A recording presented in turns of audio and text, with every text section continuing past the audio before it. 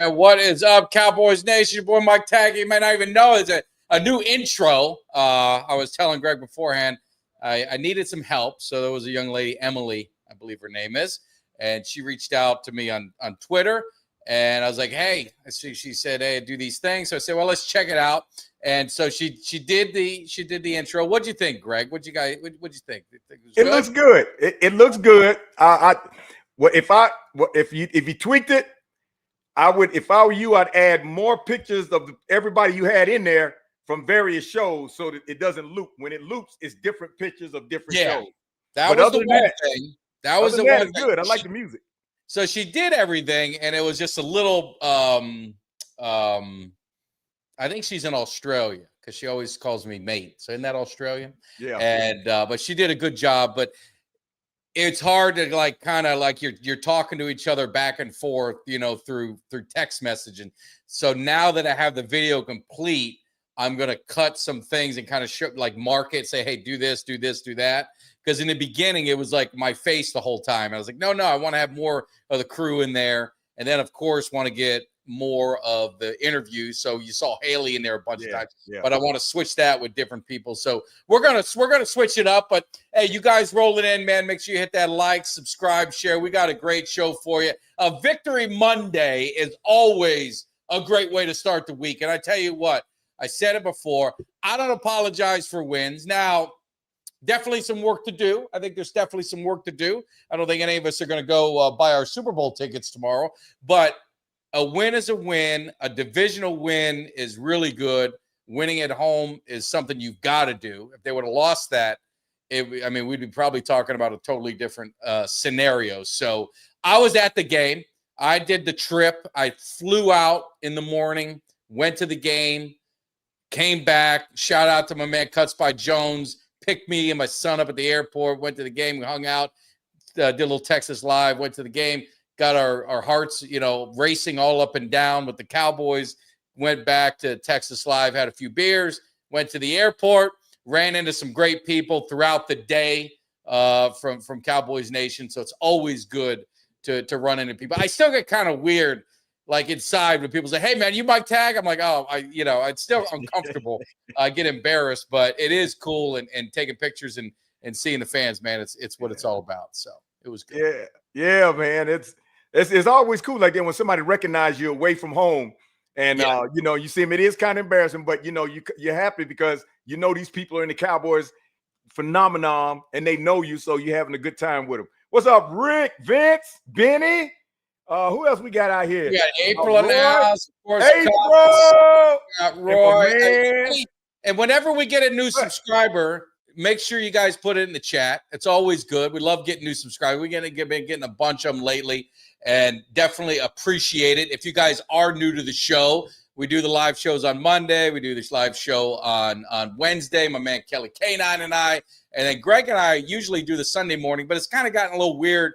Some family stuff coming up, and I got something that I've been working on as well. So we'll talk about that, and might as well get to it. So if you guys are wanting to hang, let me see if I can get it right. I'm gonna mess it up, I'm sure. Let's see if I can get it right. Let's see, where is it? Oh, there it is. Thanks for hooking me up, Cuts. I'm back home, baby. He got it. But, hey, any of you guys, let me cut off this comment so I can get this, and we'll get to comments back on. Any of you guys in the Dallas area, we got our watch party. So on every road game, Boyd Farm does a watch party. I call it the Legends Watch Party. I don't know what they want to call it, but I've called it the Legends Watch Party because it's going to have legends.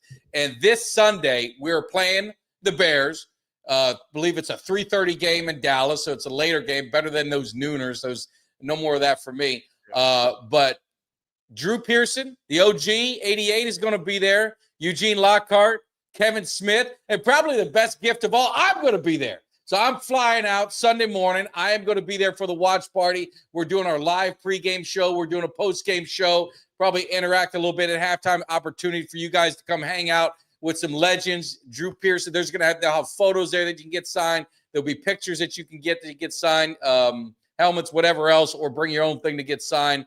But it's going to be a lot of fun. They got drink specials. It is a unbelievable facility. They had like 250 people there for the Thursday night game, which is pretty damn good for a Thursday night. So they're expecting to blow the roof off this sumbitch, and I'm going to be there. So I want to make sure it happens. So any of you guys in that Dallas area, come up by, hang out with your boy. I got Chief of Security. Mark is going to be there. He's going to make sure I'm safe and sound, and it's going to be a lot of fun. So definitely check it out if you guys are in the area. If not, it'll be live streaming on YouTube. You'll be able to check it out as well. So did I miss anything, Greg? Nope, you got it all in there. Got it all in there. So definitely check it out. It's going to be a lot of fun. It's going to be a lot of fun. I'm looking forward to it. So let's get back. Before we get started, let me take it back. We've got our man, the Vegas Insider. We got Uncle Cheech has been on an absolute tear. When I'm telling you this, you don't know Greg, but he has won 3 outright upsets. His upsets are basically they're gimmies. He called the Clemson for Georgia Tech game. Georgia Tech won it outright. I think he had the last Georgia Tech one. He has been just going crazy with these with the locks. I think he's undefeated or whatever on his locks. I'll have to find out. But he has been going crazy. So let's get Uncle Cheech in here. You can hear me okay, Greg, can't you? Oh yeah. All right, I'm hearing something. That's why I apologize. I feel like I'm a little off, but Cheech got that Midas touch. I know. Well, if you want to make some money, you gotta bring in Uncle Cheech, and let's get him rolling in here. Get this thing right. There he is, Uncle Cheech. How are you doing, Uncle Cheech? How you doing, guys? Good. Great. What's up? Well, Greg, Uncle Cheech, you've been on a roll. I wish I would have listened to you a little bit more. I'm gonna confess to this audience. I picked Dallas to win with covering the spread, and I was a little nervous about. I thought the spread was weird. Dallas didn't do it, but what I did was I took a 14 parlay. You tell me never play the parlays. I hit 3 teams. I hit Buffalo. These are just wins outright. Buffalo, Detroit, Dallas. Then all I needed was Denver. All I needed was Denver to win. You saw how that game ended. Cost me all I did was $20. I'm cheap. Could have been $260 I would have won. Denver had that penalty, missed field goal, all this other garbage. Yeah. Well, if I would have listened to you and bet one team, the most confident game I was in was the Bills. I put $50 on that. I won 100. If I would have put all my money on one team, which I knew was going to be the Bills and Jets, I would have cleaned up and I would have been much better. So I learned my lesson, Uncle Cheech. Well, that one team will kill you every time. Every time, whether it's 4 teams, 3 teams, 2 teams. No. One team's going to kill you every time, not going to cover. No. So let's do a recap because Greg wasn't part of it. Let's talk about how good are you doing this year? I mean, you got the gold pinky ring. You already went out spending money. I like it. What? Tell everybody what you've been hitting. I hit the 3 upsets. UCF twice, not UCF, USF twice. That was the one, USF. Then I had Georgia Tech, and they were all outright wins. Wow, that's beautiful. I was 4-1 last week. Nice. I had LSU as my lock. And my upset was Georgia Tech, Buffalo, the Jets. I had Green Bay over Washington. The one that's stifting was Notre Dame. Yeah, and they blew it at the end. Mm-hmm. Well, I would have hit them all. Let's talk about this because Greg, I mean, you've seen his viral Miami Hurricane videos. So, I mean, we know Greg is all about the U. What did you guys think of the reality check that our Hurricanes gave South Florida? Because, there's a lot of yapping up here. I live in Tampa, so a lot of yapping up here what they were going to do. Greg, I'll start with you. I knew they were going to smoke them. Was there any surprise in that game, Greg? No, it wasn't a surprise. I did expect, though, the first half of the game to be a good close game because USF had no fear. They came in there as underdogs. They came in there with nothing to lose, and these guys are playing on fire. But what they didn't realize is Miami is solid all the way around. Carson, and I thought this would be the game, even though it's the second game. If Carson Beck showed some looseness, this would be the game. Carson Beck showed out in this game. the running backs, the receivers, the defense. Everybody was on fire. USF got a wake-up call against us. I'm not going to say they got lucky in the first 2 games. They played, they earned them. But they got a wake-up call against us. They're on a different level. And we were like 3 times bigger than every player that they had out there. Yeah. And we held that quarterback, which was the most valuable player on their team. When we held him down and knew we couldn't let him get through the gaps like he wanted, it was a wrap. I told you the party was over last week when I made I don't never pick, but I told the party's over now. Now reality sets in. Yep. Reality sets in.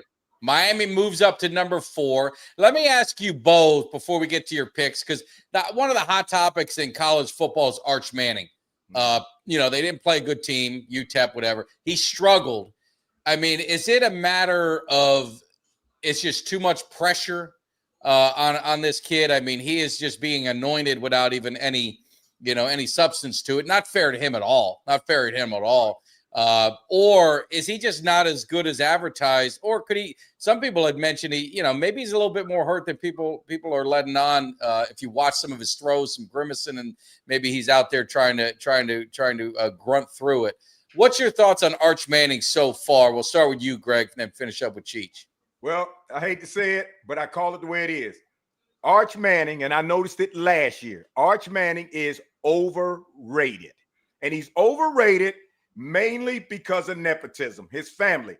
If his family wasn't the Paytons, we wouldn't even hear Arch Manning, wouldn't hear about him. He's a okay quarterback.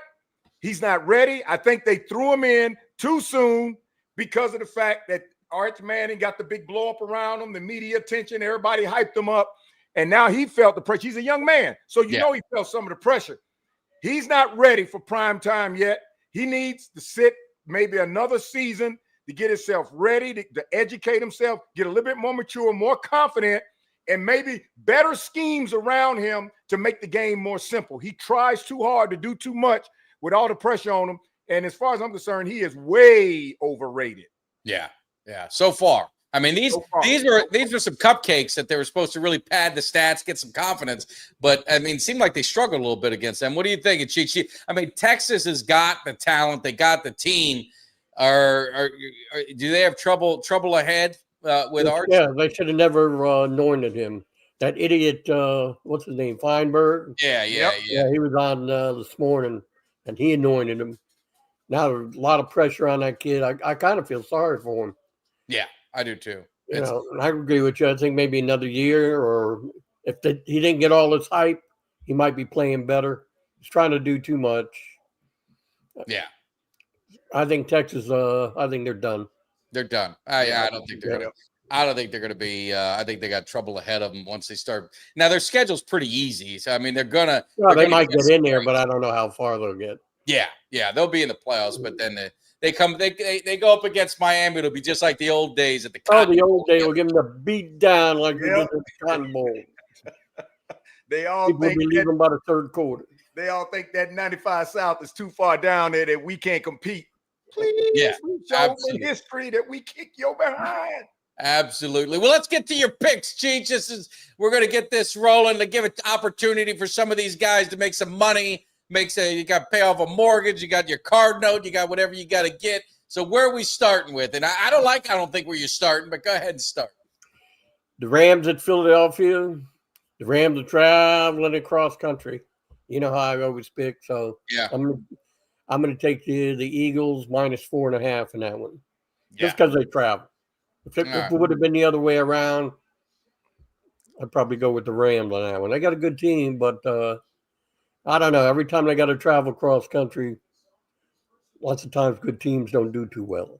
Now, I didn't see the game, so I'm going to lean on maybe. Did you watch the Eagle-Chiefs game? I was traveling. So yeah, the Chiefs had their chances, but hey, the better team came out on top. That was a good win for them. Beat them on the road. No matter how it ends up, they still won the game. Oh, no argument there. Greg, what did you think of?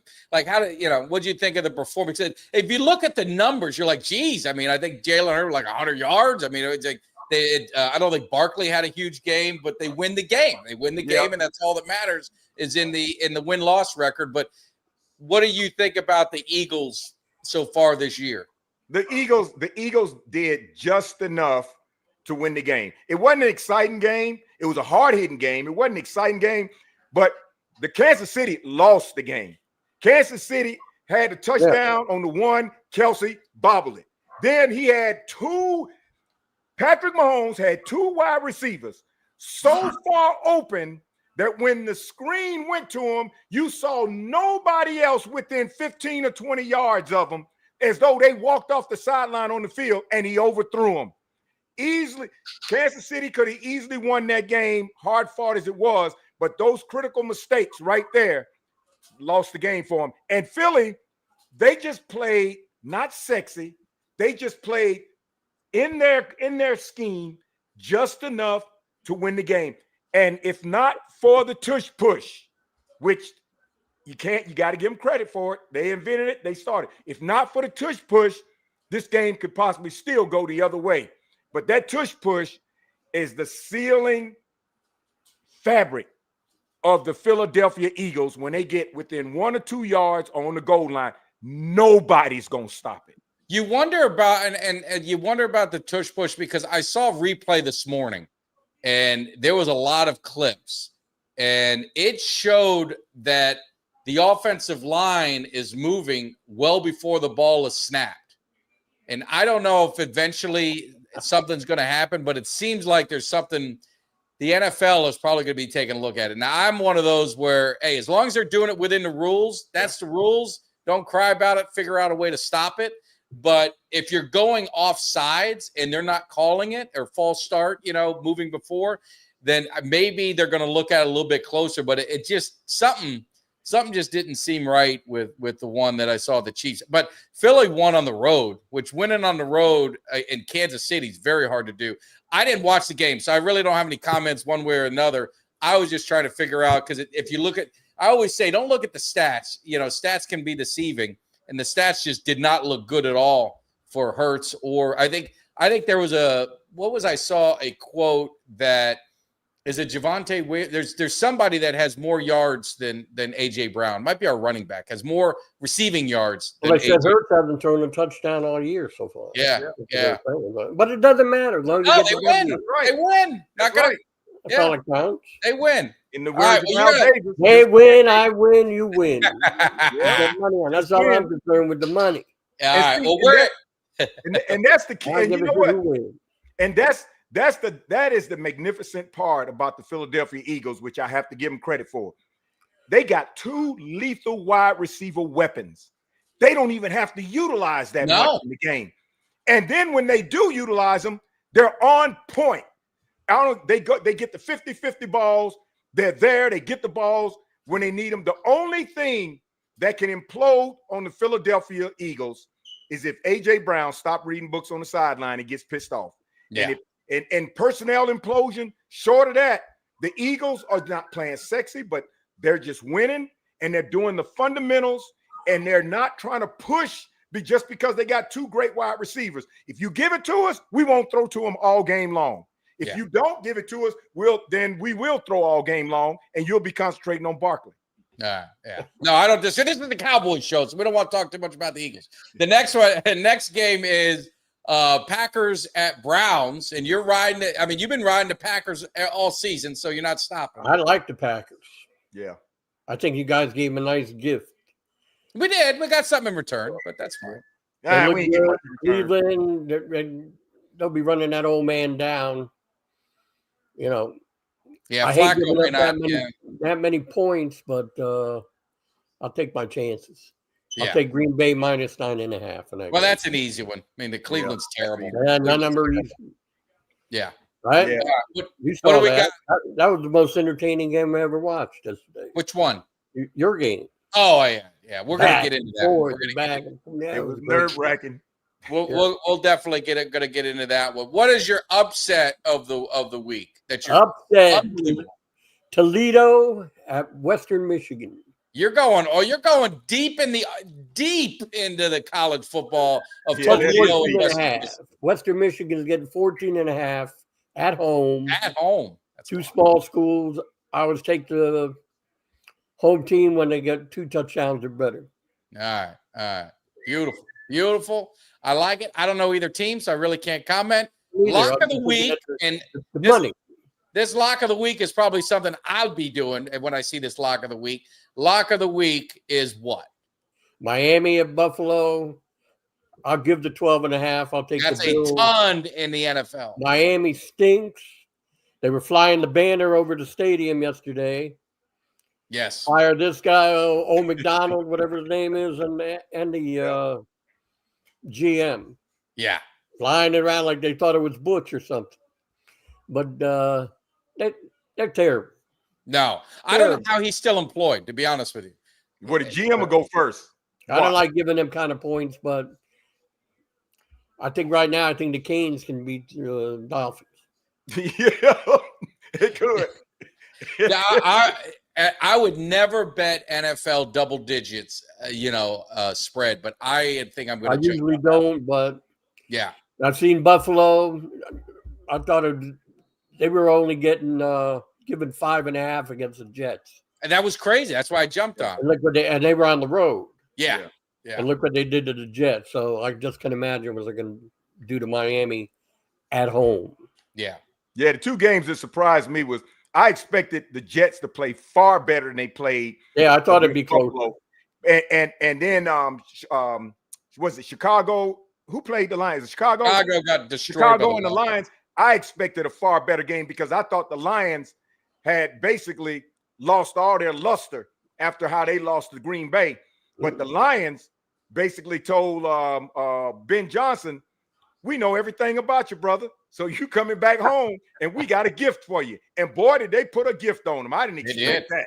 They went for it on 4th down, and instead of going for a field goal, and when they were up like by 21, they went for the touchdown. They rub your nose into it. That's what I like to see. That's what I like to see. That's what I like to see. So step on their throat. Cheech, before we let you go, real quick, Miami, Florida coming down to the U. Florida, a terrible performance against LSU, 5 interceptions. You got to expect that they're gonna try and be a little bit better. I know you'll be at the game. I know you're always going to be at these Miami games. I mean, what's your outlook on this game? It might be a little rough for the Gators. I don't make a pick because I don't want to jinx, but yes. I think they're overmatched. Yeah. Right now, as long as they stay, Miami stays healthy, and the coach don't pull any bonehead things. I know. Calls. They should have a fairly good season. I love it. And I think he looks good. The quarterback Beck. Yeah, looks good. I think what Florida's gonna try to do, and it'd be the only way they could really succeed. I think they're gonna go all out and try to put as much pressure as they can on Beck. Well, good luck against our line. Yeah, and if they give Beck 3 seconds, our receivers will take over. But I think that's what they're gonna do. They're gonna try to put a whole lot of pressure on Beck because he could write a book back there last week. What did they get to him? Maybe once. He could have wrote a book. He had so much time back there. We got a far better offensive line. And I didn't know until they were talking about in the game, which is good. Cristobal fired the entire defensive with the exception of Jason Taylor. No wonder there's a difference. Yeah. Well, I expect to see another easy victory for Miami. Better not be, make it a good weekend for me. Win Miami, they'll be out of Chicago, handle that business. So, Uncle Cheech. I know the games are on right now, but I'm going to take the Bucks and take the Chargers tonight. Oh yeah, that's right. Bucks and Chargers. I forgot the game. They started early because they're doing playing right now. I don't know what the score is, if there is any, but 7-7 Chargers. Tampa's lost like 7 in a row openers, but that'll change tonight. No, I like it. All right, Cheech, we got to talk some Cowboys, so we'll get out of here. All right, guys. I appreciate it, everybody. All right, you have a good one.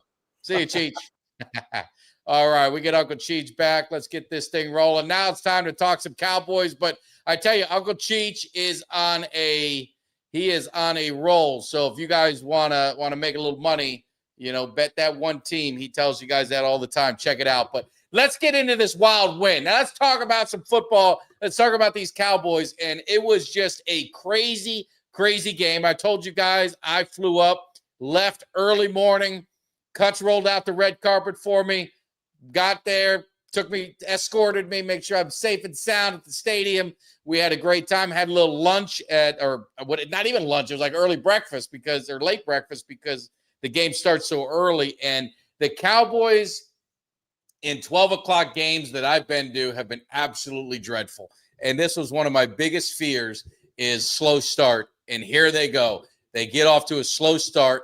They get the Giants that went right down the field with penalty after penalty after penalty, getting pushed back, but still end up getting a field goal. They get another field goal. It was just kind of a weird game. The Cowboys offense, which I said they dropped 40 on the Giants. I was right. I don't think we ever think there's anything wrong with the offense, but now the offense gets going. So it was just a wild win back and forth. What was your overall impressions watching the game from the seat? A little different than watching in the stadium on your couch. What was your thoughts, and what were the commenters saying? Anything in particular that stands out with this crazy game? Well, I was nervous as hell because, we said at the beginning of the season, almost the last part of last season, but the beginning of the season, we said, and then in the offseason, we said, man, it's looking good. We're getting these people back. We're doing this. We said, but it looks like our weakest link are our DBs. Yes. And then we played Philadelphia, and our DBs showed up. And then I said, oh, man, our DBs are back. But now after watching, and I'm going to bring this home, now after watching Philly play Kansas City and saw how they didn't have to utilize Brown and Devontae Smith as much, it makes sense now. When they played us the same way they played Kansas City.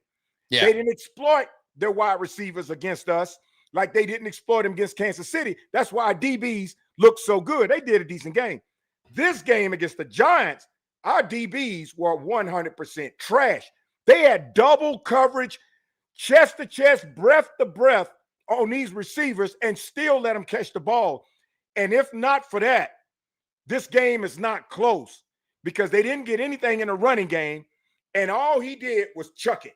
And what is he known for? The long ball.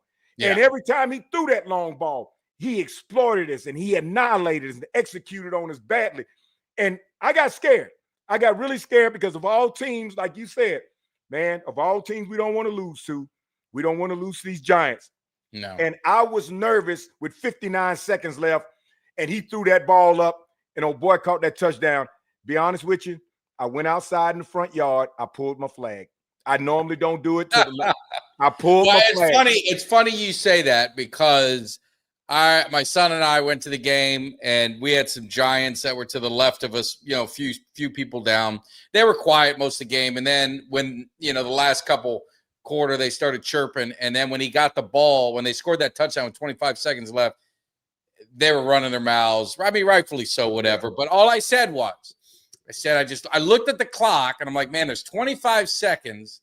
There's 3 timeouts, and we got the best kicker in the NFL. Yes. And so I'm like, in the way I was talking to a buddy of mine today, the way the NFL has done the rules with the kickoff, you're getting the ball at like the 35-yard line almost all the time. Mm-hmm. If you got a kicker like Aubrey, you're only needing 15 yards, 20 yards, and you got a shot. I mean, you got a shot.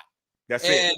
And people don't realize that the kickoff has changed the game so much near the end. Because had it been old school, you kick the ball out of the end zone. We start at the 20 with 25 seconds. Now you're needing 30, 35, 40 yards to get even a shot, a hope to kick a field goal. So the rule change of the kickoff has really impacted the end of the game because that's what gave me hope. We're going to get the ball around the 30, 35. You're only going to need 15, 20 yards 3 times. You got 3 plays. And I tell you what, man, Aubrey is absolutely just money. But take it to overtime. And what are you thinking in overtime? Because now the defense shows up, but our offense has a little bit of struggle. Now nobody wants to win. It's like, who wants to win this game? Do the Giants want to win? Do the Cowboys want to win? And it almost looked like the Cowboys were conceding a tie because I'm like, just go for it. Right? I mean, don't go for the tie, but then they punted it, and obviously the interception and all that stuff. But what a wild overtime. I've never seen an overtime that crazy. Yeah, well, there's two aspects about the kickoff that have made it far more dynamic for teams to get downfield and field goal range. And that is not just the fact that if you kick it out the end zone, you get it on the 30-something. The defense cannot move until the ball is either caught or dropped. And that gives you a 15-yard edge on returning. And the kickers now are kicking longer field goals than they have in the past. But this game, when we got down with 20-something seconds, all I was thinking was, when I went and pulled my flag, came back, stood in the back of my room, watching with sweat dripping, and said, if we can just get it in field goal range, he'll kick it from the 45, because he can kick 65 yards. But just get it there. And when we started that drive, and I saw Dak run up the middle, I said, oh, they finna sack him. And he got through. Soon as I saw him past the 30, I said, it's a wrap. Oh, it was over then. It was a wrap. They're walking out. But our defense felt like when we tied it and Aubrey tied it, it seemed like our defense said, damn, I thought we were going to run away with this game. We got a chance because we should be down and out in the locker room. I think everybody took everything in them in that series, that last series the Giants had, and they said, I'm going to put it all on the line right here. And what Russell Wilson did, all he had to do was hold the ball. He didn't have to throw it. And when he threw it up like that, I said, oh, no, don't tell me the DBs are back. And when I saw it come down and Wilson got it, that's when I knew right then. As long as we run down about 30 yards, it's a wrap. And this man, Money, I wore this today to an appointment I had. And this is so funny, Mike. I wore this to an appointment I had today because I'm Dawn and Aubrey all day. And I run into this guy. He's a radiologist. And I run into this guy, and we were talking about the Cowboys. He said, back in the day, my close cousin played with him. And we talked, and I said, by the way, who's your close cousin? He said, Leroy Jordan. I said, oh, my God, Leroy Jordan. I said, man, do you know you and I, in our generation, probably the only ones that really, really would know Leroy Jordan, number 55, played with him since like 1963 or 70-something. And he said, oh, yeah, you remember? I said, man, please. I go way back with the Dallas Cowboys. So I got a picture of him. And that was the picture I sent you today. His name is Dane Wells, right down the street. That's all. He probably thought you were wearing Don Meredith jersey. He probably didn't even know the Aubrey jersey. No, he saw that Aubrey once I turned it around, because that's what got the conversation started. Yeah. No, that's awesome. And rest in peace to Leroy Jordan too. Great, who recently passed for the Dallas Cowboys. He was the first Cowboy inducted into the Ring of Honor. And he deserves it. But just a wild game. They get the victory, and then it's just kind of crazy. We're walking out of the stadium and just kind of going, and they say, hey, the Cowboys just signed Jadeveon Clowney. I mean, they announced it in the press conference, at the end of the game. So looking at Clowney, what kind of impact could you have? Now, I look at him, and maybe you'll agree or disagree. He reminds me a lot of Tank Lawrence. He's a disruptor, doesn't get a ton of sacks, but he's a disruptor. Very solid against the run. I think he's one of those guys that they can utilize, at a few different positions, or even with Nealon. I think it gives them some flexibility, gives them some depth. But obviously the Cowboys, they got pressure in the end, but pressure is something that they're going to continue to work on, and they got these young guys. They're going to have to figure it out. But what kind of impact do you think Clowney can have on this Cowboys team? When I heard it, didn't make me excited, didn't make me mad. I was like, man, Clowney. Because first thing came to my mind is Janky, Jerry Janky. Because what he did, he realized in these two games, the impact, the significant impact we're missing with Michael gone.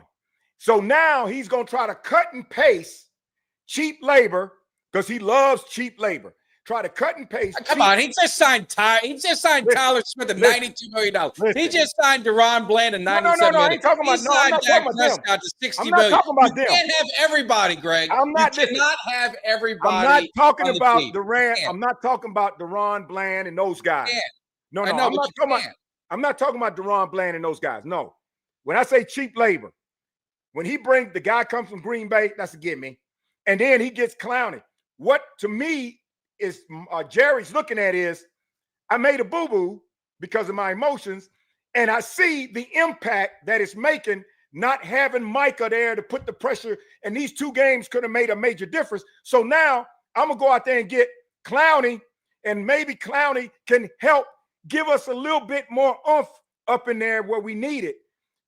And if he keeps doing that, all he's doing is cutting and pasting. Now, Clowney, he's wearing the star, and we all know, no matter how many times you've been around the league, it's something about when you get an opportunity to play with the Cowboys and put that star on your helmet.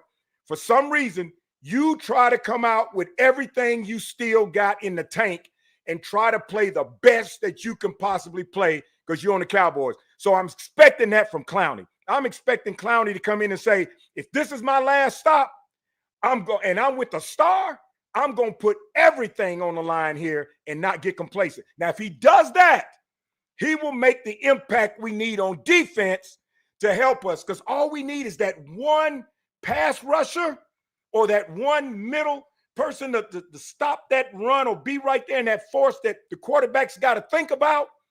That will make the difference with us, because Clowney is somebody that's still got a reputation with quarterbacks to know if I'm not paying attention, Clowney will come around that corner or up that middle on me. So long as Clowney brings everything he's got to the table for us, it'll make a big impact. And I'm hoping he gets an opportunity to play against Chicago, even if it's in the second half, so we can see what he's bringing to the table and see what kind of impact he's going to have wearing that star. Yeah. No, I mean, he's a depth piece for him. He's a veteran. We got a lot of young guys in the offensive line. I think he's going to be solid. Like I said, I think he's going to be like Tank. I think what you're going to see is not huge sack numbers, but you're going to see steady defense. He's good against the run. The Cowboys have been good against the run this year. I mean, call it for what you want. You can say what you want. They've been good against the run. So I think the Cowboys, it's just helped solidify their defense. I mean, they got to get their secondary right. I mean, but pass rush will help the secondary. And if they can, and it's not about sacks. I mean, you know, you can go back to look at Micah Parsons. You can look at the Cowboys in the first week. It's about pressures and about disruption. And that's a thing that Clowney has done throughout his career. He's been a good disruptor. Not a big sack. I mean, he double-digit sacks. I don't think he's had them more than once, maybe twice. But I think it's going to be, very, very interesting. And yes, Mikey Schefter did break that news to Cuts and I while we were walking, and we definitely appreciate it. But I'm excited. You know, anytime you can add I'm a big fan of adding veterans when you've got a younger team, and the Cowboys still one of the youngest teams in the NFL. I think it always gives you a little bit of calmness. I wish they would do that in the secondary. I wish they would go get a Gilmore, go get Asante Samuel Jr., go get somebody.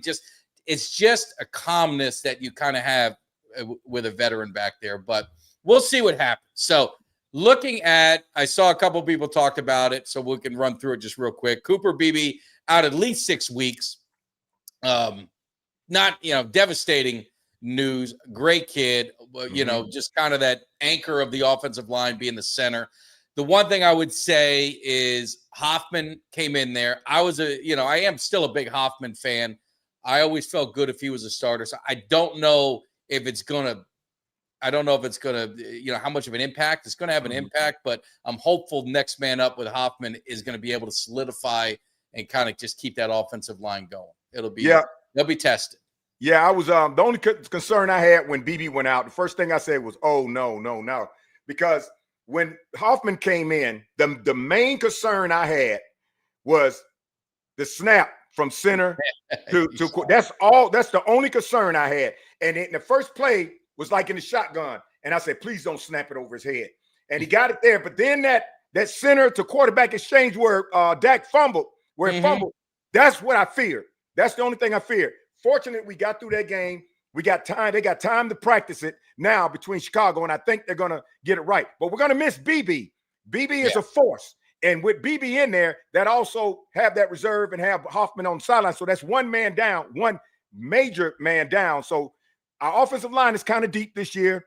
We still look good. If we don't get any more injuries, I think we should be fine on offense. But Mike, what's worrying me to death is I know our offense is powerful this year, and I'm expecting our offense to put up a lot of points. But I was hoping our offense didn't have to score 40 points a game or 38 points a game to win. And it looks like unless we get some DB help or something changes, that the offense is going to really have to score a lot of points to win these games. And that's nerve-wracking, because now that it looked like we had everything we needed in the offseason, and the Philly game really was one of those games that was a disguise, because we were like, man, our DBs locked down. When in actuality, they really didn't lock down. It was Philly's scheme that they didn't necessarily go that far. They played a decent game, but they didn't exploit our DBs. Our DBs against the Giants got exploited by a veteran quarterback who shouldn't have been able to have that much success. He threw for more yards in that game than he did his entire career. And those touchdown bombs he did were more than he's done in his career in one game. So I'm concerned about our DBs. I thought Gilmore was coming back because I heard little rumors about it now, in the offseason and when close to the first game. So Dak, Pickens, the offense, they're going to have to really, really go down the field almost every time and score points unless our DBs learned a lesson. Because what scared me about them the most, Mike, 2 of those touchdowns, 2 DBs were on those receivers, and they still got the ball in the end zone and scored. And that's nerve-wracking. That's nerve-wracking, and that's going to be a big concern, those DBs. Yeah. No, and I think the defense is going to be a work in progress because of the DBs, right? You got Bland that's out. Diggs is not even – he's probably 60% of what he is. Yeah. I mean, he's still going in and out. He's not playing every game. So you still got Ravel is, he's got an injury. You've got the other kid that Carson they draft. I mean, they still got so many guys that are hurt that are coming back that it's going to be a little while. Overshown is a big impact in the secondary as a linebacker. He could change the game. So I think the Cowboys defense they're going to have to kind of hold their own. Mm-hmm. And thankfully the schedule is kind of forgiving in the beginning, but come come November, mid-November, it is a gauntlet, and they better be healthy or they're gonna have to put up points. But like I said, the Cowboys, this is something that if you're a Cowboys fan, this isn't nothing new. No. I mean, the Cowboys have had to put 40 up points. They had the worst defense last year. They had the worst defense the year before. They had one of the worst defense. I mean, that's what I'm trying to say. You could pay a guy $50 million, and then don't sign other people, and you've got the worst defense. Where are you at? So the Cowboys have got to figure out something, and hopefully they'll be able to be decent. Their run defense has been good. It's been solid. But if teams can throw for 500 yards, they don't really care to run the ball that much. So you give Giants credit because they attacked the weakness. And I said it to my son when we were on our way to the game. I said, if I'm Dallas, I am doubling Neighbors. I mean, I'm doubling to the point that it's embarrassing. He is not going to touch the ball. Someone else will beat us. And I'm going to put Diggs when he plays because he's in and out. When Diggs is in, put him on the 2 and just dare the Giants to beat you with someone else. And if they do, tip your hat to him, because I knew Neighbors was going to annihilate our cornerbacks. And he did. He's a man. Ain't no doubt about it. But let's look at some of the positive in the game. I don't want to be all negative. We got to be positive. Javonte Williams. I mean, I called it. I told everyone. You knew it, Greg. You watched him in the ACC. This guy is a powerful running back. He brings it, and you're just seeing him get better and better. He was just a shade under 100 yards rushing, but he had 33 yards receiving. So he was at about 130 yards of total offense for the team. That touchdown run was just beautiful thing to watch. He is one of those guys that can have a huge impact on this offense, because the best friend to a defense is a time possession offense, and maybe they can kind of do that. So what's your thoughts on Javonte Williams? And you haven't seen Blue yet. I don't know if it's him. I don't know if it's the injury. I don't know if he's ready for prime time with the coaching staff studying the film, but what's your thoughts of Williams in the running back room overall, where it stands? Javonte Williams is the truth. He's the truth. He's what we need in a running back, and getting him we scored a 100. Miles Sanders is okay. He's okay. As long as he doesn't fumble, he's okay. But Javonte Williams is the truth. Now, Blue started in training camp looking good and everything, but all of a sudden he's lost confidence with the coaching staff. And now they're not sure when they're ready to bring him on the field. It's not an injury. I don't know if it's confidence or he's not getting the assignments, whatever it is. But if we can get Blue in there and Blue does what Blue does between him and Javonte, oh my goodness, it'll be lights out. Now, my concern is now with Turpin. They're hoping that Turpin is going to be back this week because all the tests were negative on that next injury he had. I hope it was just a quick whiplash and nothing serious, because Turpin is going to make a difference by keeping the defense honest on all three receivers. And I'm finally glad that Dak exploited Pickens, because it seemed like the first game against Philly and the first half of this game, it seemed like Dak was going to his default, Lamb, and the teams already realized, well, he didn't throw him that much in Philly, and he's not throwing that much in the Giants. So they didn't really have to double team Pickens, which gave them an opportunity to double team everybody else and play zone deeper. But playing zone deeper, those plays that Lamb caught, he was covered. But Dak put that ball through the window where it needed to be for Lamb to catch the ball. And Dak, Lamb made up for his drops last week. And he caught some miraculous balls, too, where Dak put them right in the window. And Pickens finally got a chance to get in the mix. And making that pass to him in that last drive down that middle made a huge difference, which set up Dak to get that run that he got so we can get the field goal. So, Blue, if you hear us, whatever it is, Blue, work on it. Confidence, get into the book or something. But we need you on the field, because Javonte is a workhorse, and you don't want to kill your workhorse. No. And the one thing I would say, too, with Pickens, my son and I, again, we're talking about this after the game.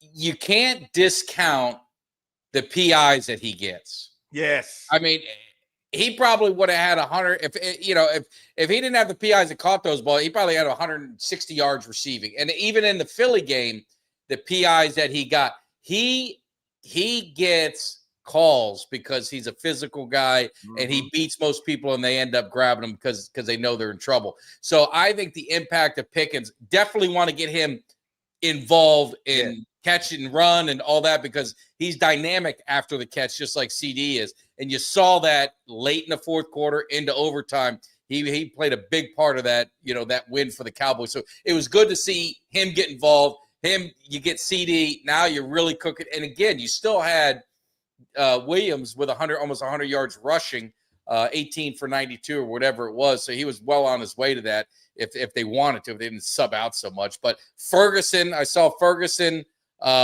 He was good. I'm not going to say he wasn't a factor.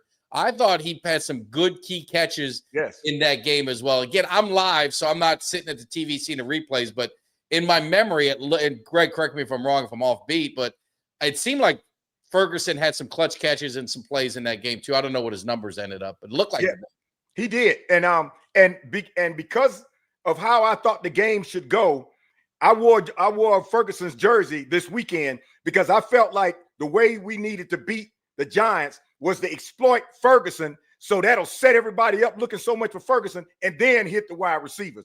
And in each week, I'll wear a jersey based on just my hypothetical of the player that I think we should exploit the most to get the defense playing honest, and then suck them in, and then we hit everybody else and win it. And I have Ferguson's jersey on this weekend because I said, if we exploit Ferguson in this game, the Giants will start sucking up in that zone, and before you know it, we can start hitting Pickens and Lamb and Turpin. And it just worked out that Ferguson did have some key plays. He had some key catches. He wasn't targeted as much, but he didn't need to be targeted as much because Lamb was catching like he wasn't. Javonte was running the ball. So that worked out perfect. But Pickens, I haven't seen that kind of PI on a wide receiver so extremely blatant in a long time. This wasn't one of those PIs where you own them and it's the typical. This was like, hell no, come here. Let me grab you. Every PI he got, there was hands down, no debate. He got grabbed. It was like You ain't catching over me. I don't care if it's 15 yards or a spot foul. You are not catching over me. And if he draws that kind of attention, that's nothing but yardage every time. Yeah. And I did. I'm glad you reminded me, Jeff. I did read, whoops, where'd it go? Sorry. I did read Tyler Smith talk about Pickens, that leadership, being a leader in the huddle. And he's matured. I mean, receivers are a little diva. I mean, sometimes they're going to get, you got to kind of take the good with the bad, but he's matured and everything that he's done has been, as good as advertised. So I don't think you can say enough good things about Pickens so far this year. Last thing that we will touch on, and Dak Prescott. And I'm just going to say this. He just looks different. Mm-hmm. And it's not so much the play. I mean, he obviously had the nice scramble at the end. He just seems to be playing with an edge. And I saw it in the Philly game because I was obviously home, so I could really watch the cameras up close. Obviously at the game, you see the jumbo whenever they get to him, you can kind of see it. And the ones they showed, he definitely, it's like his team. It's his team. I mean, you could just see, and I think it's always maybe been his team, maybe whatever, but this year just seems different for me with him in the way he looks. I mean, he's still playing great, but the way he looks, am I crazy, guys? Am I seeing, no. you guys seeing something crazy, or what do you think, Greg? And you guys, no, you actually, he's at peace. Yeah. Dak this year is at peace. All the outside noise is covered. His family is covered. His contract is covered. He's been around the league long enough. He sees what he has on offense. He's not concerned about we're just a one weapon offense. He knows I have the keys to the city on this offense. I'm getting the time of my life with these offensive linemen. I got everything I need. All the distractions are out there. These 2 games, and this is for all the Cowboy Dak haters. These 2 games, nobody has mentioned, oh, Dak. Not one person has mentioned Dak's name, whether it's win or lose, which is good. You haven't mentioned Dak's name in vain otherwise, because Dak has been playing the way he should play, and we expect him to play. The concern is on defense, but Dak is at peace. He's playing his best ball long as he stays healthy, which is the only thing the media talks about. Dak is playing good. Dak's this. The only concern is he's going to be healthy. When you got nothing else to talk about, you go to the lowest hanging fruit about Dak. Well, I think it's about his health. We got to worry about his health. They're already saying he's playing the way he should be playing, and he's playing great ball, and he's got the offense he needs. He scored 40 points in a distressing game that had to go back and forth, and he did it in calmness. And he did it with confidence. 25 seconds, go down the field, get the field goal. Overtime, you get that ball back, and but I look at his face. I look at his mannerisms. I mean, you see kind of the picture, the pumping fit. I mean, I look at just the edge that he has. Even, as stupid as it wasn't stupid, it was kind of silly of Carter and disrespectful and disgusting. Yeah. But just when you saw his face starting the whole time, he just is playing. He just looks different than me. Mm-hmm. I like it. I've always said I just wish Dak would be a little bit more vocal, and you kind of see it. Mm-hmm. Again, I'm not watching the TV. I'm at the game, so I don't see as much sideline interaction. I don't know how much they show, but it just seems like he's just a lot more vocal than he has been in the past. And I don't know. I love it. I love to see this in him.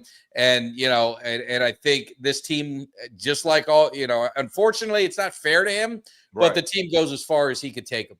Yeah. The defense is what it is. I think they will get better, but they're not going to, the 2000 Buccaneer defense, the Ravens defense, the Bears 85 defense, the Cowboys 90, they ain't walking through this door. It ain't happening. The team is, you just got to hope the defense can be mid. And if they can be mid and this offense can deliver, then you got a shot. And at the end of the day, all you ask for is a shot, because I'm just telling you, if I'm looking at the NFC, the Packers, I think right now with their offense and everything that's going on, they're the cream of the crop. Mm-hmm. Outside that, I don't. It's Give a me free a fall. scares you. There isn't one. It's I mean, a free fall. the Vikings lost to the Bears or whatever. Was it the Bears they lost to? I can't No, remember. they beat the Bears. They lost to the Falcons. They lost to the Falcons. And They lost. I couldn't even score a touchdown. I don't think against it. Yeah, the McCarthy. Falcons. Yeah, and the thing is in the NFC, McCarthy came out a halftime and against the Bears, and he just lit it up, and everybody said, "Oh, McCarthy's on his way." But McCarthy showed his vulnerabilities against Atlanta at home. So McCarthy needs some developing. He really needs some developing. They really need to put somebody else ahead of him and develop him because otherwise they're going to ruin him. Green Bay is the youngest NFL team. Green Bay has matured to the point of playing a division game, going into the playoffs before, and now they matured at the point they got the pieces. They got the pieces they need, and they're confident, and Love is in his own now. So they're the team to be feared. Bar any injuries, they're the team to be feared. Philly's just playing Philly's ball. So you can't say Philly's out, they're the champs. Until the champs are beat, they're the champs. Everybody else in the NFC is a free fall. There's no other consistency in the NFC. So, and Daniels is out for Washington because of an injury. So they don't know how far that's going to be for him. The Lions. He got hurt? I didn't see that. He got hurt. Daniels got an injury, so he won't be playing this week. But the Lions look like garbage against Green Bay, but then they turn around and they smash Chicago like old school Lions. So we don't know what you got until the third or fourth game. But the only team I know right now is most solid than anybody else. That's Green Bay. Long as we can hold our own, especially on offense, because offense is going to have to score, I think, 38 points or more average to win these games this season, because our defense is so vulnerable. It wouldn't surprise me if Caleb came in after them watching the game film on the Giants. If Caleb came in and Ben Johnson put together a scheme for Caleb to try to exploit our DBs, it wouldn't surprise me if we have a rematch of what the Giants game was like. But I don't think that the Bears defense will be able to keep up with our receivers and stop the running game. So I'm just hoping that the offense keeps on putting up the points that they're putting up, because we're going to need them to score high to either stay in these games and rely on somebody like Aubrey, or to win in spite of the defense's flaws. Yeah. I don't know if they'll have to go that high, but I think it'll calm itself down at some point. But the offense, it's going to be led by the offense. There's no doubt about it. Linebackers, Kenneth Murray, I like his style. I think they're gritty. I don't think they have the speed that we need right now. But I think if you add Overshown, it changes things, right? It changes so much with the linebackers. Lewis Fowler's out. I mean, they're okay. They're okay right now. Could they be better? Sure, they can get better. I don't think you can brag outside of, and this is going to just absolutely I can't believe I'm saying this because this was the weakness. Outside of our defensive tackles, I don't think it's been great on any part of the defense. And that's great. The Osa and Kenny Grant. Did I say it right? Why am I thinking of Gant? Kenny Grant. Who's the linebacker? Who's our defensive tackle from the Packers? Kenny Clark. Yeah. Why am I thinking Grant? Outside of them, I mean, it's been not what I would hope for. But that's a crazy thing. The thing that we thought was going to be the weakest has been the most steady. Osa and Kenny Clark they've been playing great ball. Yeah, and Clark, surprisingly, Clark has been plugging up that middle.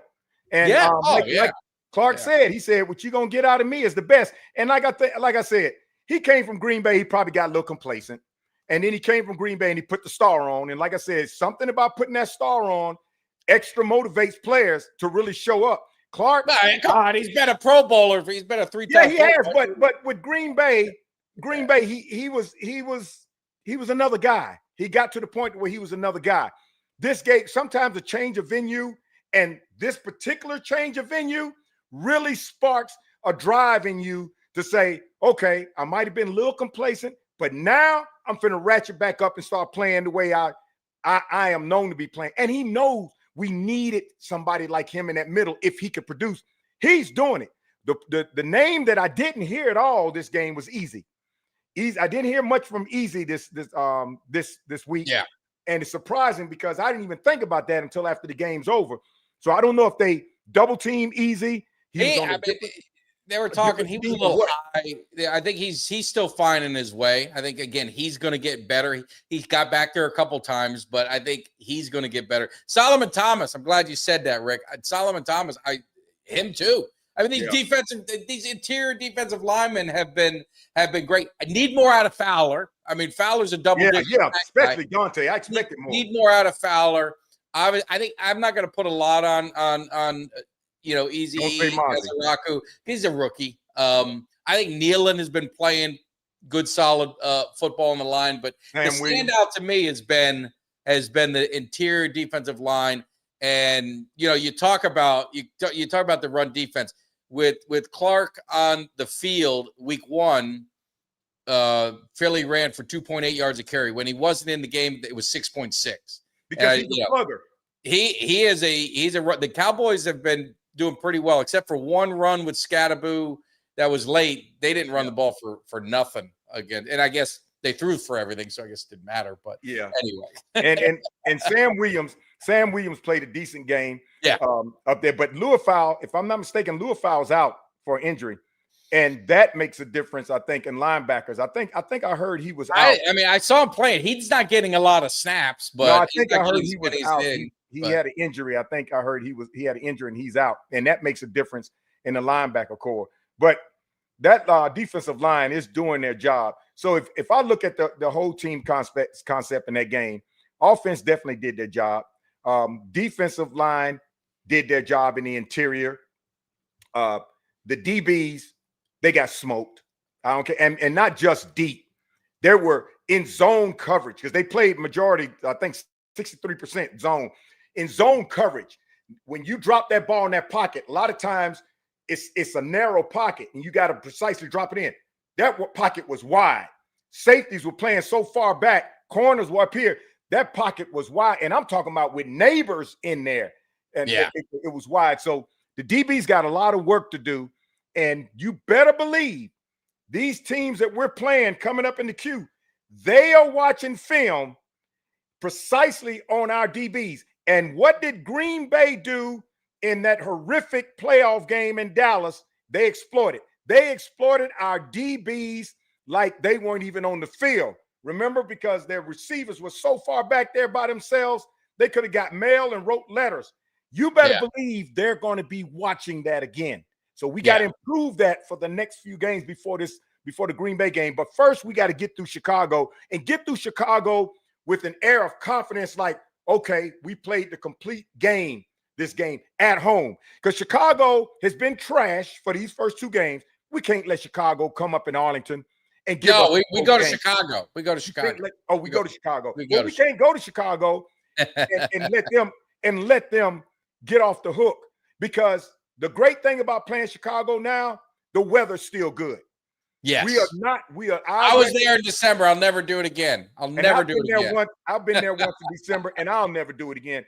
But Chicago, our kryptonite in Chicago is during the winter when we go up to Chicago. We got good weather now, so we should be able to exploit them receiver-wise all day long. But I just hope we don't get there, man, and let Chicago key on one defect that we have, and that's our DBs. Because if they do that all game long, it's going to be another back and forth. Yeah, I think the Cowboys, like I said, it's going to be a work in progress on the defense. I think they'll get it figured out. Obviously, it doesn't look like they're going to have Bland back. So it's, Diggs, you hope is 1 week better. Chicago's got a couple pretty good receivers. But Williams hadn't been playing great. You just got to, for the Cowboys, I'd like to see him jump on a team early, get the defense started early, work with a lead, make them one-dimensional, and then I think they'd be a better opportunity for our defense to look good, show good. So it's going to be fun. Definitely, like I said, if you guys are in the Dallas area, your boy's going to be there at the watch party. Maybe that's why Greg got so confused. He said, Mike Tag's flying to Dallas. The game's got to be there. There is no game in Dallas. But I'll be there. I'm going to be hanging out with Drew Pearson, Kevin Smith, Eugene, the Hit Machine, Lockhart. We're going to be getting this thing rolling at Boyd Farm. It's you guys. It's free to come down. They got great drink specials. They got all that kind of stuff. So definitely check it out. It's in Levon, Texas. Hopefully I'm saying it right. I heard it was like 20 minutes north of Dallas or west or east or south. I don't know, but it's somewhere outside the Dallas area. So you guys check it out. We'll be doing a live pregame show with the crew. We will be doing a postgame show. I'll be hanging out. I'll be slapping backs, kissing babies. Hey, maybe take a couple pictures with people. Do all that kind of stuff. We'll be having a good time. So definitely swing over if you're in the area. It's going to be a lot of fun. Check it out. And like I said, hopefully the Cowboys get a win. Then we have the Cowboys Cave Tailgate Party, which we know that is going to be a lot of fun. That is going to be crazy. We got to, still got those paddles. We got to paddle somebody's ass. If it ain't going to be the Packers, we might have a parking lot fight. Maybe the content creators fighting each other all the time. Maybe we get some of them to fight a little bit. But make sure you guys can donate. The best way to do it is you can buy a paddle. You get something for it. Get with Cuts by Jones. Get yourself a paddle and bring it to the tailgate. People are signing them. It's a great kind of keepsake and to commemorate the event, but it's going to be a good time. It's like I told someone I saw over the weekend. You don't have to have a ticket. You don't have to have a ticket to the game. There's going to be a TV out there. Cuts and some people are going to be hanging out, not going into the game. They're going to be watching from the tailgate. So you don't have to have a ticket to go. If you're in the Dallas area, man, just come down. Doesn't cost you anything. It's going to be a lot of fun. We're going to be, I think, pretty much in lot 10. With Cuts and I were kind of looking at the other areas and are like, in lot 10, we got to sleep. We got to hold the fort down. I am not getting out there on Saturday at 1 a.m. and staying there all day until the nighttime. That shit is not happening. So if that's the case, we're going to scope it out. We might be in lot 4. We might be in lot something, but we're going to figure out, all kidding aside. It'll be a lot of fun, but hopefully we'll see you there. It's the Packers. It's a bucket list game for me. I've not seen the Cowboys play the Packers live. Who'd have thought that this game would take on a whole new meaning? Yep. And it's going to be even better. I love me some drama. So we're going to see what happens. And it'll be so like loud. I said, man, I look back, and maybe you feel differently about this kind of stuff, but I just remember I'm a huge Emmitt Smith fan. Was one of the biggest there is. But when he went to Arizona and they came to Dallas, I wanted them to lay the wood to him, and they did. And I didn't want him to get hurt, but he got hurt. Right. I want Dallas to beat the hell out of the Packers. I know, Greg, hopefully you've changed. Hopefully you got calm now. You let everything go. I have. I wanted to give you 48 hours to make sure you're back on the program. We got to win this game, right? I mean, I'll kick this out. We got to win it. We got to win in spite of Micah. At first, my anger was towards Jerry. That's why I said they put a 50 up on us because it was all about Jerry, man. And and it's a mess because when they were in the locker room after the Giants game and they were giving Aubrey the game ball, who was standing next to him? That old rat was standing next to him, smiling. All I wanted to do was get him out the locker room. He don't need to be in a locker room with them. We love our man. We love the players on the field that wear the star, that battle every day. And so and again, I love Micah. I mean, I've got memorabilia of his. I was able to get stuff. And I don't know. I took it out of the cave. I mean, I don't know your views on it. No, I ain't taking it out. Inside, I can't have a player, active player, very important because some people misunderstood what I said. I cannot have an active player playing on another team in my cave that I got to look at. It just does not sit well with me. It's not personal. Yeah. It's in my other room.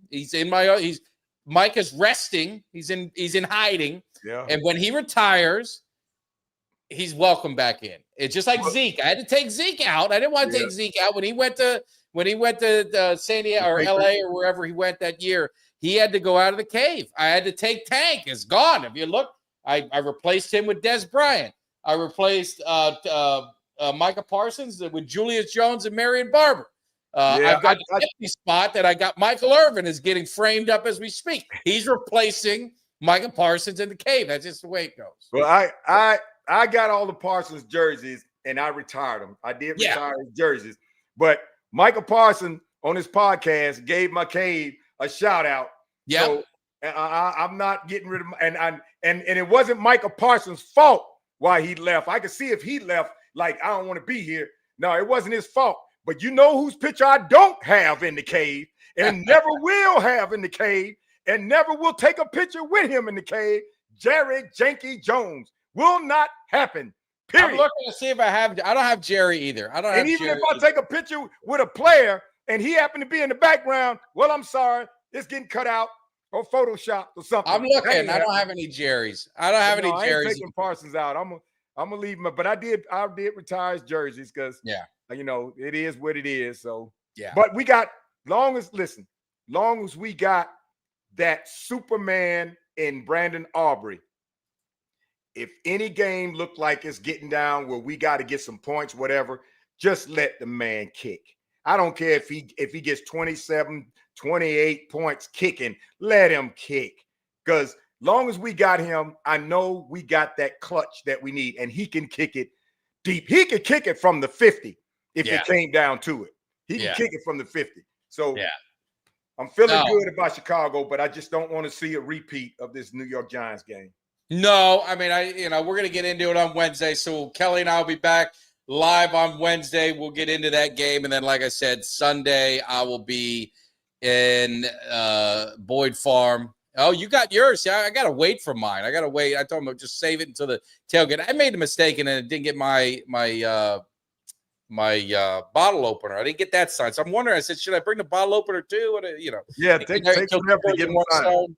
But it's going to be a lot of fun. But, Greg, as always, I'm glad we were able to reconnect. I know a lot of things going on. Family is in our thoughts and prayers. Hopefully everything is good. And we will get back to our routine. Yes. I do have I'm working on a special guest. I got it told you, and I'll say it because he's responded. Is Kenny Anderson. I've told you guys this. He is NBA All-Star.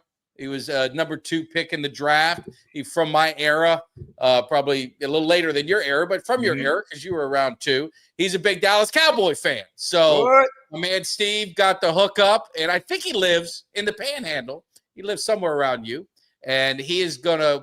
I tried to get him on the show tonight, didn't work, so he was going to be our guest. Going to try for next week if it works for him. He's going to kind of let me know. So we'll be able to talk some Cowboys football, hopefully after a victory, but we'll mix in some basketball too. Cause it's always, I mean, you got a great, all-star player. You got to talk a little bit of that too. Well, you tell him if he's up on the Panhandle, come to the cave.